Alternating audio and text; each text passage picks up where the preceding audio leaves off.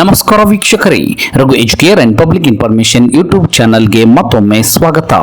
PM Kisan Samman Nidhi, ಹೌದು, ಇದು ಕೇಂದ್ರ ಸರ್ಕಾರದ ಅತ್ಯಂತ ಮಹತ್ವಾಕಾಂಕ್ಷಿ ಯೋಜನೆಯಾಗಿದ್ದು ದೇಶದ ಕೋಟ್ಯಾಂತರ ರೈತರು ಈ ಯೋಜನೆಯಡಿಯಲ್ಲಿ ಲಾಭವನ್ನ ಪಡೆಯುತ್ತಿದ್ದಾರೆ. ಈ ಯೋಜನೆಯಡಿಯಲ್ಲಿ ಇಲ್ಲಿಯವರೆಗೂ 22 ಕಂತುಗಳವರೆಗೆ ಹಣವನ್ನು ರೈತರ ಖಾತೆಗೆ ಜಮಾ ಮಾಡಲಾಗಿದ್ದು ಇದೀಗ ಕೋಟ್ಯಾಂತರ ರೈತರು 23ನೇ ಕಂತಿನ ನಿರೀಕ್ಷೆಯಲ್ಲಿ ಇದ್ದಾರೆ.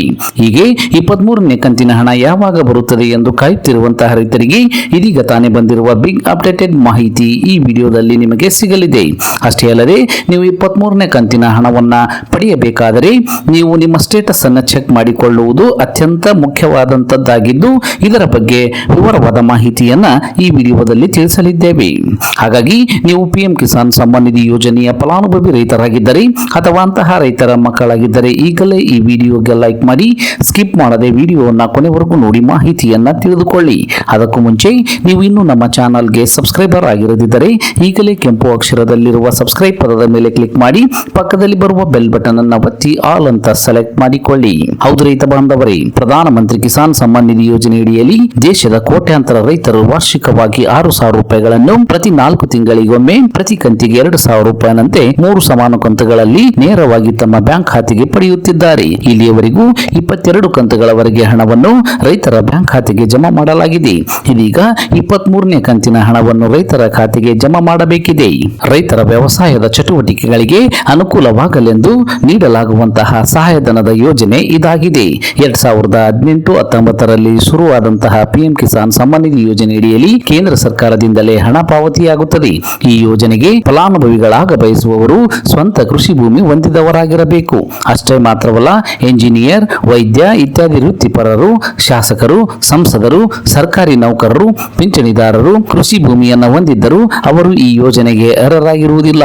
ಅಷ್ಟೇ ಅಲ್ಲದೆ ಒಂದು ಕುಟುಂಬದಲ್ಲಿ ಒಬ್ಬರಿಗಿಂತ ಹೆಚ್ಚು ಮಂದಿ ಪಿಎಂ ಕಿಸಾನ್ ಸ್ಕೀಮ್ನ ಫಲಾನುಭವಿಗಳಾಗಲು ಬರುವುದಿಲ್ಲ. 2019ರ ನಂತರ ಕೃಷಿ ಭೂಮಿ ಮಾಲೀಕತ್ವ ಪಡೆದವರಿಗೂ ಹಣ ಸಿಗುವುದಿಲ್ಲ. ಹಾಗೆಯೇ ತಂದೆ ಮತ್ತು ತಾಯಿ ಜೀವಂತ ಇರುವಾಗಲೇ ಅವರಿಂದ ವರ್ಗಾವಣೆಯಾದ ಕೃಷಿ ಹೊಂದಿದವರಿಗೂ ಈ ಯೋಜನೆಯ ಹಣ ಸಿಗುವುದಿಲ್ಲ.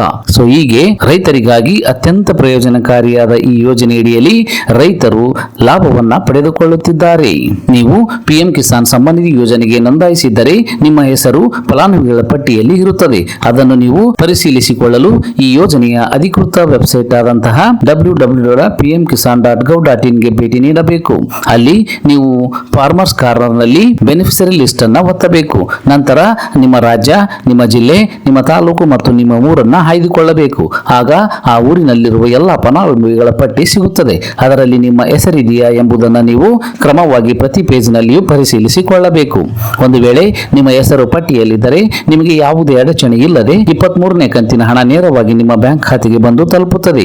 ಒಂದು ವೇಳೆ ಪಟ್ಟಿಯಲ್ಲಿ ನಿಮ್ಮ ಹೆಸರು ಇಲ್ಲದಿದ್ದರೆ ನೀವು ನಿಮ್ಮ ಬೆನಿಫಿಷರಿ ಸ್ಟೇಟಸ್ ಅನ್ನು ಚೆಕ್ ಮಾಡಿಕೊಂಡು ಅಲ್ಲಿ ನಿಮ್ಮ KYC ಮತ್ತು ಬ್ಯಾಂಕ್ ಖಾತೆಗೆ ಆಧಾರ್ ಲಿಂಕ್ ಆಗಿದೆಯೋ ಇಲ್ಲವೋ ಮತ್ತು ನಿಮ್ಮ ಭೂಮಿಯ ದಾಖಲೆಗಳ ಸತ್ಯಾಪನೆ ಆಗಿದೆಯೋ ಇಲ್ಲವೋ ಎಂಬುದನ್ನು ಪರಿಶೀಲಿಸಿಕೊಳ್ಳಬೇಕು. ಈ 3 ಪ್ರಮುಖ ಕಾರ್ಯಗಳಲ್ಲಿ ಯಾವುದಾದರೂ ಒಂದು ಹಾಕದೇ ಇದ್ದರೆ ನಿಮಗೆ 23ನೇ ಕಂತಿನ ಹಣ ಬರುವುದಿಲ್ಲ. ಹಾಗಾಗಿ ಎಲ್ಲ ರೈತರು ಈಗಲೇ ನಿಮ್ಮ ಬೆನಿಫಿಷರಿ ಸ್ಟೇಟಸ್ ಅನ್ನು ಚೆಕ್ ಮಾಡಿಕೊಂಡು ನಿಮಗೆ 23ನೇ ಕಂತಿನ ಹಣ ಬರುತ್ತದೆಯೋ ಇಲ್ಲವೋ ಎಂಬುದನ್ನು ಪರಿಶೀಲಿಸಿಕೊಳ್ಳಿ. ಇನ್ನು 23ನೇ ಕಂತಿನ ಹಣ ಯಾವಾಗ ಜಮಾ ಆಗುತ್ತದೆ ಎಂದು ಕಾಯುತ್ತಿರುವಂತವರಿಗೆ ಜೂನ್ ತಿಂಗಳಿನಲ್ಲಿ 23ನೇ ಕಂತಿನ ಹಣ ಜಮಾವಾಗುವ ಸಾಧ್ಯತೆ ಇದೆ ಎಂದು ಬಲ್ಲ ಮೂಲಗಳಿಂದ ತಿಳಿದು ಬಂದಿದೆ. ಜೂನ್ ತಿಂಗಳ ಕೊನೆಯ ವಾರದಲ್ಲಿ 23ನೇ ಕಂತಿನ 2,000 ರೂಪಾಯಿ ಹಣ ನೇರವಾಗಿ ರೈತರ ಬ್ಯಾಂಕ್ ಖಾತೆಗೆ ಜಮಾ ಆಗಲಿದೆ ಎಂದು ಹೇಳಲಾಗುತ್ತಿದೆ. 23ನೇ ಕಂತಿನ 2,000 ರೂಪಾಯಿ ಹಣ ರೈತರ ಬ್ಯಾಂಕ್ ಖಾತೆಗೆ ಜಮಾ ಆಗಲಿದೆ ಎಂದು ಹೇಳಲಾಗುತ್ತಿದೆ. ಹಾಗಾಗಿ ರೈತರು ಇನ್ನಷ್ಟು ದಿನಗಳವರೆಗೆ 23ನೇ ಕಂತಿನ ಹಣಕ್ಕಾಗಿ ಕಾಯುವಂತದ್ದು ಅನಿವಾರ್ಯವಾಗಿದೆ. ಇದಿಷ್ಟು ಇವತ್ತಿನ ಪ್ರಮುಖ ಮಾಹಿತಿಯಾಗಿದ್ದು ಆದಷ್ಟು ಈ ಮಾಹಿತಿಯನ್ನ ಎಲ್ಲ ರೈತ ಬಾಂಧವರಿಗೂ ತಲುಪುವವರೆಗೂ ಫೇಸ್ಬುಕ್ ಮತ್ತು ವಾಟ್ಸ್ಆಪ್ ಗ್ರೂಪ್ಗಳ ಮೂಲಕ ಶೇರ್ ಮಾಡಿ. ಈ ವಿಡಿಯೋವನ್ನು ಕೊನೆವರೆಗೂ ನೋಡಿದ್ದಕ್ಕೆ ಧನ್ಯವಾದಗಳು. Thanks for watching this video. Please subscribe for more videos. If you like this video, click the like buttons and give your comments.